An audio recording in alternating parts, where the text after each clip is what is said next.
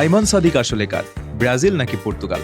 Football মহাযজ্ঞের gallery থেকে আসা কিছু দৃশ্য দেখে ভক্তদের মনে এখন একটাই বড় প্রশ্ন ঘুরপাক খাচ্ছে। এবার কোনো শিক্ষণীয় কন্টেন্ট নিয়ে নয়, নেট দুনিয়ায় তুমুল আলোচনা চলছে এই জনপ্রিয় ইনফ্লুয়েন্সারের ফুটবল প্রেম এবং এক অদ্ভুত দল বদল নিয়ে। টুইস্টের শুরু হয়েছিল এই বিশ্বকাপের গ্যালারিতে। কিছুদিন আগেই ব্রাজিল বনাম মরক্কোর হাই ভোল্টেজ ম্যাচে গ্যালারিতে দেখা গিয়েছিল আইমান সাদিককে। গায়ে ব্রাজিলের সেই চিরচেনা হলুদ জার্সি, মুখে চওড়া হাসি, পুরোদস্তুর সেলেসাও সমর্থক হিসেবে সেদিন গ্যালারি আলো করে খেলা উপভোগ করেছেন তিনি। সেই ছবি আর ভিডিও দেখে ব্রাজিলের সমর্থকরাও বেশ খুশি হয়েছিলেন। কিন্তু গল্পের আসল টুইস্ট তো কাল রাতের ম্যাচে।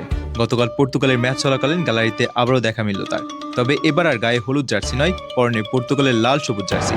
কিন্তু জার্সি পরায় নয়, কাল রাতে মাঠে যখন ক্রিস্টিয়ানো রোনালদো সেই ঐতিহাসিক গোলটি করলেন, তখন গ্যালারিতে থাকা আইমান সাদিক আবেগে আপ্লুত হয়ে রীতিমতো কেঁদেই ফেললেন।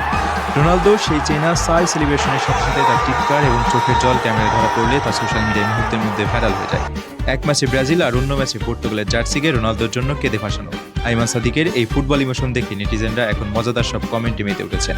কেউ কেউ মজা করে বলছেন আইমান ভাই 10 মিনিটে দল বদলানোর টেকনিকও আবিষ্কার করে ফেলেছেন। আবার কেউ বলছেন তিনি কোনো নির্দিষ্ট দলের নয়, তিনি আসলে খাঁটি ফুটবল প্রেমী আর CR7-এর ডাই হার্ড ফ্যান।